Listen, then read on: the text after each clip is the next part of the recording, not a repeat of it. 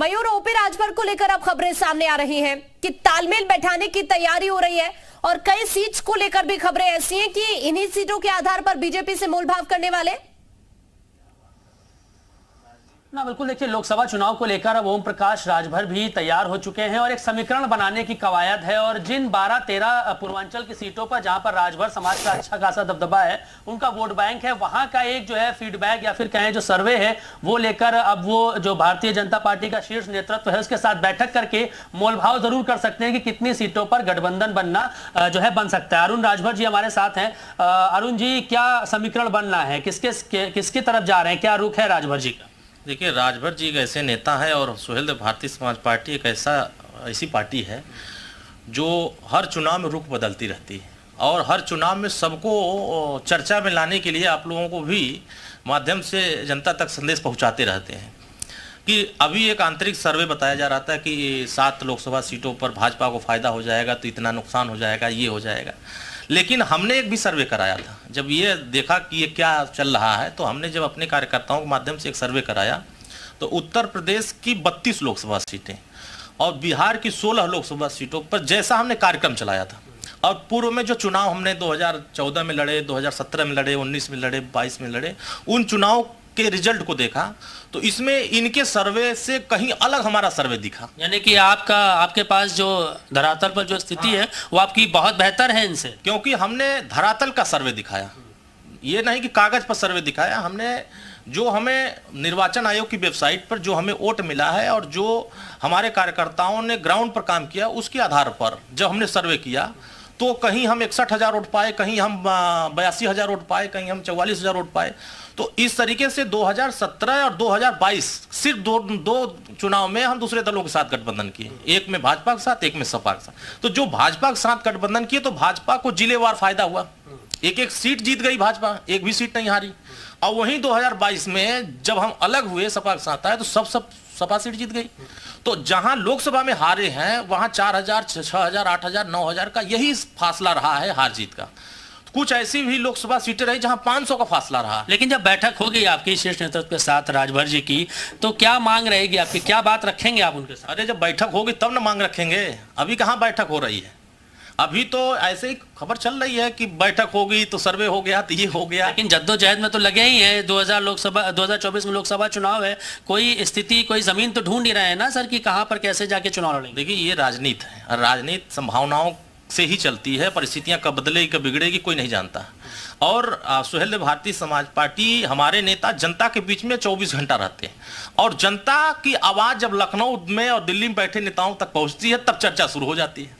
तो ये ऐसे नेता हैं जो जनता से आवाज उठाते हैं और जनता की आवाज लखनऊ दिल्ली तक पहुंचा देते हैं। कितनी सीटों पे मजबूती है आपकी पूर्वांचल में? पूर्वांचल की 32 लोकसभा सीटें, 32 सीटों, 32 लोकसभा सीटों पर सुहेलदेव भारतीय समाज पार्टी जिसके साथ खड़ी होगी वो जीत जाए। वहां 50,000 से लेकर 1,02,20,000 वोट पाएगा और उस बीच में उससे ज्यादा भी बढ़ सकता है, उससे थोड़ा 10% कम भी हो सकता है, लेकिन 2 लाख से नीचे वोट नहीं पाएगा। वो कोई भी लड़ेगा हमारे समर्थन से तो उसको उतना वोट मिलना है। आप उठाकर देखेंगे रिजल्ट, अब उठा के देखिए ना, 2022 में ही जिन विधानसभाओं में हम लड़े हैं उन विधानसभाओं में 82,000, 1,10,000, 1,25,000 वोट पाए हैं और गठबंधन भारतीय जनता पार्टी हार गई है। तो देखिए 2017 में जिसके साथ रहे उनको जीत हासिल हुई, 2022 में भी जीत दिलाई समाजवादी पार्टी को उन सभी सीटों पे। आप कह रहे हैं 32, जो कि एक बहुत बड़ा आंकड़ा हो जाता है लोकसभा चुनाव के लिहाज से कि 32 सीटों पे इनका दबदबा है और सर्वे इन्होंने कराया है कि बड़ी संख्या में वोट बैंक इनका वहां पर है। लेकिन अब देखना ये होगा किस तरफ ये जाते हैं, रुख इनका क्या रहता है और जो ये आंकड़ा बता रहे हैं उससे कितना ज्यादा प्रभावित भारतीय जनता पार्टी का शीर्ष नेतृत्व होता है और कितनी सीटों पर सहमति बनती है। गाजीपुर में भी उपचुनाव जो है उसको लेकर भी आपका क्षेत्र है, वो गढ़ है, वहां पर उसको लेकर कोई बात चल रही है क्या? देखिए, गाजीपुर अभी उपचुनाव का कोई घोषणा हुआ नहीं है, घोषणा होगा। सुहेलदेव भारतीय समाज पार्टी ने 4 बैठक कर लिया है।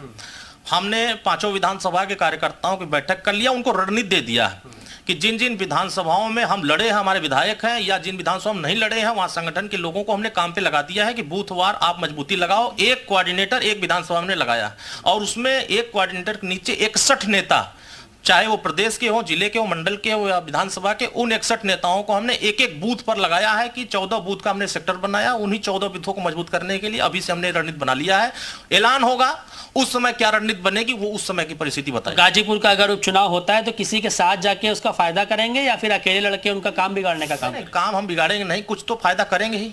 जब वो फायदा का समय आएगा तो वो फायदा यानी कि किसी के साथ जाएंगे, जरूर जाएंगे, कोई ना कोई रास्ता तो निकलेगा ही। देखिए कोई ना कोई रास्ता निकलेगा। गाजीपुर में अगर उपचुनाव होता है तो उसको लेकर उन्होंने स्पष्ट कर दिया है, चाहे भाजपा हो या फिर जो भी इनके साथ मिलकर आना चाहेगा, तो काम तो किसी का ये बिगाड़ना नहीं चाहते, किसी के काम आना चाहते हैं। ये फिलहाल अरुण राजभर का कहना है और समीकरण बनाने की कोशिश यहाँ पर हो रही है। अरुण राजभर जिस बात का जिक्र कर रहे हैं और जिस तरह से ओपी राजभर आजकल हमलावर रहते हैं अखिलेश यादव पर, खेल किसी का बिगड़े ना बिगड़े लेकिन समाजवादी पार्टी को जरूर दिक्कत होने वाली है।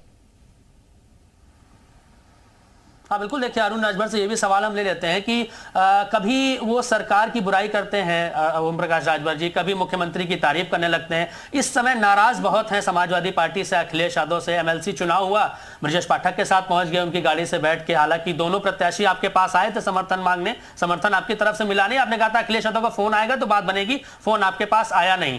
तो आप किसी का काम बिगाड़ने की जो काम बात करें कि हम बिगाड़ेंगे नहीं, लेकिन समाजवादी पार्टी का तो काम बिगड़ जाएगा ना इससे। नहीं देखिए, हम ये जैसे लोग कहा जाता है कि हम इनसे नाराज हैं, उनसे नाराज हैं, हमारी नाराजगी किसी से थोड़ी ना है।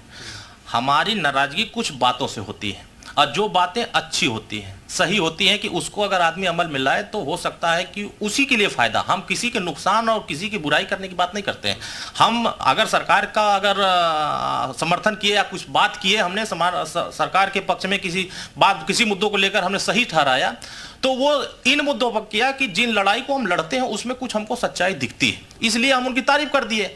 अब इसमें यह है कि हम कसम खा लिए हैं कि श्री अखिलेश यादव जी के साथ नहीं जाएंगे। यही तो बात 2022 में कहा जा रहा था कि भाजपा एकदम लड़ दिए हैं, वहां जा ही नहीं सकते।